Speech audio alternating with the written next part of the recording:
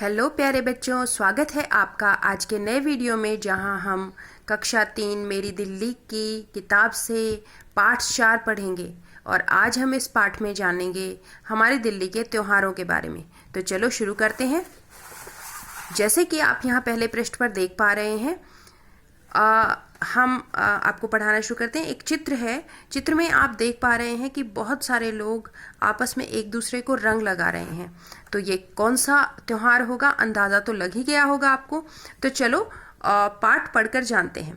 ऐसा लगता है कि त्योहार खासतौर से बच्चों के लिए ही शुरू किए होंगे, क्योंकि त्योहारों का सबसे अधिक आनंद बच्चे ही लेते हैं। प्रत्येक त्योहार की अपनी एक विशेषता होती है। किसी त्योहार में आप रंगों से खेलते हैं तो किसी में सेवइयाँ खाते हैं। किसी त्योहार में आप भजन गाते हो, किसी में भांगड़ा करते हो, कभी आप दीपक और मोमबत्तियां जलाते हो।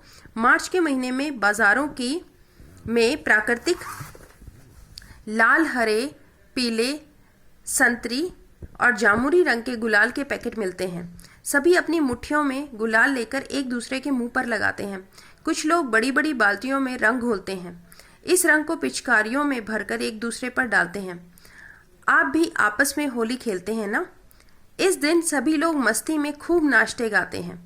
जैसे ही ढोल पर थाप पड़ती है, सभी चिल्लाते हैं, होली है, होली है।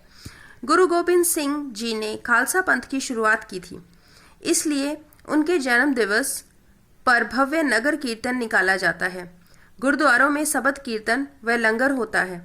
बुद्ध और महावीर जयंतियां भी प्रेम, भाईचारे, सत्य और अहिंसा का संदेश देती हैं। त्योहार में बौद्ध और जैन मंदिरों में विशेष प्रार्थना व शोभा यात्रा के आयोजन के कारण चहल पहल रहती है। ईद उल फितर रमज़ान के महीने के पश्चात मनाई जाती है। ईद की नमाज पढ़कर लोगों से गले मिलकर व सेवियाँ मिठाइयाँ बांटकर ईद मनाई जाती है। ईद भाईचारे का संदेश देती है। तो देखा आपने, होली के बारे में आपने जाना। होली में गुलाल से खेला जाता है और ढोल पर लोग नाचते हैं। उसी प्रकार गुरु गोबिंद सिंह जी के जन्म दिवस पर नगर कीर्तन और सबद कीर्तन, लंगर, ये सब होता है।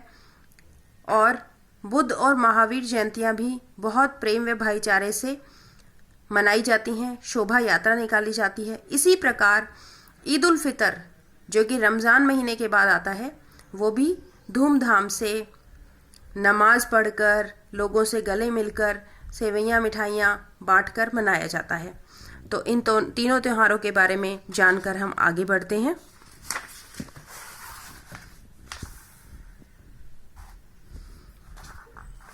ये जो हमारी ईद है, ईद उल फितर, इसे हम मीठी ईद भी कहते हैं। इस दिन परिवार व दोस्तों को सेवइयों की खीर खिलाई जाती है। बढ़िया बढ़िया पकवान बनाए जाते हैं। बरसात के दिनों में रक्षाबंधन त्योहार आता है। इस दिन बहनें अपने भाइयों की कलाइयों पर राखी बांधती हैं। इसके बाद जन्माष्टमी का त्योहार आता है। इस दिन भगवान श्री कृष्ण का जन्मदिन बनाया जाता है। दिल्ली का एक विशेष त्योहार है फूल वालों की सैर। यह भी आपसी मेल जोल और भाईचारे का संदेश लाता है। इस दिन ढोल और शहनाइयों की गूंज के साथ एक विशाल जुलूस चांदनी चौक से शुरू होता है। यह जुलूस मेहरौली जाकर समाप्त होता है। बख्तियार काकी की दरगाह और योगमाया मंदिर में फूलों की चादर और पंखे चढ़ाए जाते हैं। सब लोग खुशी खुशी इसमें शामिल होते हैं। इस त्योहार में कव्वाली और भजन कीर्तन गाते हुए लोग झूम उठते हैं। शारदीय दुर्गा पूजा के जोश और रामलीला के उल्लास में आता है दशहरा। दशहरे के दिन रावण पर भगवान राम की विजय की खुशी मनाई जाती है। यह त्योहार बुराई पर अच्छाई की जीत का प्रतीक है। कागज और पटाखों से रावण, कुंभकर्ण और मेघनाद के बड़े बड़े पुतले बनाकर जलाए जाते हैं। दिवाली दीपों का त्योहार है। इस दिन शाम से ही लोग अपने घरों के दरवाजे और खिड़कियों में दिए और मोमबत्तियां जलाकर रोशनी करते हैं। अब तो रंग बिरंगे बल्बों की लड़ियां लगाकर भी घरों को सजाया जाता है। रात को लक्ष्मी गणेश जी की पूजा की जाती है। बच्चों को तो मिठाइयाँ खाना सबसे मज़ेदार लगता है, परंतु पटाखे माता पिता के साथ उनके सामने चलाने चाहिए। दिवाली के बाद गुरु नानक देव जी का जन्मदिन गुरु पर्व आता है। तो बच्चों, इन दोनों पृष्ठों में हमने जाना कौन कौन से त्यौहार के बारे में। मीठी ईद के बारे में हम पहले जान चुके थे। फिर हमने जाना कि बरसात के महीने में रक्षाबंधन का त्यौहार आता है, जिसमें कि बहनें अपने भाइयों की कलाई पर राखी बांधती हैं। उसके बाद आता है जन्माष्टमी, जो कि श्री कृष्ण जी का जन्मदिन कहलाया जाता है।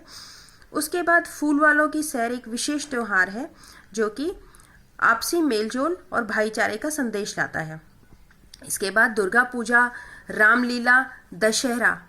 तो आपको पता ही है दशहरा क्यों मनाया जाता है, क्योंकि उस दिन श्री राम जी ने हम रावण को हराया था। इसे भी बहुत हर्षोल्लास से मनाया जाता है। रावण के, कुंभकर्ण के, मेघनाथ के पुतले जलाए जाते हैं। और दिवाली तो हम सबको पता ही है, ये दीपों का त्यौहार है और इसमें बहुत सजावट की जाती है। मोमबत्तियाँ, दिए जलाए जाते हैं, घर में लक्ष्मी गणेश जी की पूजा की जाती है, बच्चे सुंदर सुंदर कपड़े पहनते हैं, मिठाइयाँ खाते हैं और माता पिता के साथ मिलकर पटाखे भी छुटाते हैं। और दिवाली के बाद कौन सा त्यौहार आता है? गुरु नानक देव जी का जन्मदिन यानी गुरु पर्व। इस दिन लोग सबंद कीर्तन करते हुए जुलूस निकालते हैं। क्रिसमस डे ईसा मसीह का जन्मदिन है। इस दिन गिरजाघरों को खूब सजाया जाता है। लोग क्रिसमस ट्री को भी सजाते हैं, भजन गाते हैं। स्कूलों में बच्चे सांता क्लॉज बनते हैं और एक दूसरे को उपहार देते हैं। तो देखा बच्चों आपने, हमने अंत में 2 त्योहारों के बारे में और जाना, जो कि गुरु पर्व, और अंत में जिस त्योहार को हमने जाना वो था क्रिसमस। तो क्रिसमस किसके जन्मदिन के उपलक्ष्य में मनाया जाता है? ईसा मसीह के। और इसको भी बहुत हर्षोल्लास से मनाया जाता है। सेंटा क्लॉज बनाए जाते हैं, वो बच्चों को लिए गिफ्ट लाते हैं और स्कूलों में भी बच्चे सांता क्लॉज बनते हैं और केक बनाया जाता है और भी बहुत सारी सेलिब्रेशंस इस उपलक्ष्य में की जाती हैं। तो बच्चों, ये त्यौहार हमारे लिए खुशियाँ लेकर आते हैं और हम इन्हें बहुत खुशियों से मनाते हैं और हमें इन त्योहारों में आपसी मेलजोल को बढ़ाना चाहिए। ये प्रेम का प्रतीक होते हैं। हमें इन त्योहारों पर कोई ऐसा कार्य न करना चाहिए, ना किसी को प्रेरित करना चाहिए, और कोई करता भी है तो उसे रोकना चाहिए, क्योंकि ये आपसी मेलजोल और प्रेम को बढ़ावा देते हैं, जो कि जीवन के लिए आवश्यक है। अंत में मैं आपसे फिर कहूँगी कि please like, share and subscribe करें।